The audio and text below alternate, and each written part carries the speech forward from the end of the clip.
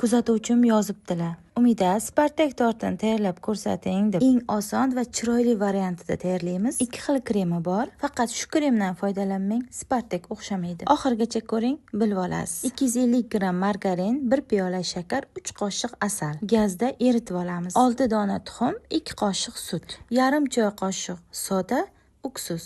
Asalli massamiz issiq bo'lgani uchun tuxumni sekin-sekin solib aralashtiramiz. 3 qoshiq kakao, yarim qoshiq razrixli etil. Endi un solib, yumshoqqina xamir qilib olamiz.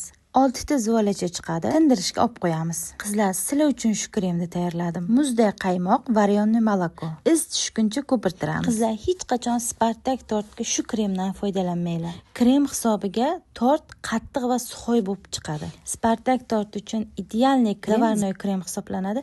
Описаниyaga yozib qo'ydim. Qizlar, sizlar uchun foydali bo'ldimi? Keyingi juma qaysi shirinlik tayyorlaymiz? Описаниyaga yozib qoldiring.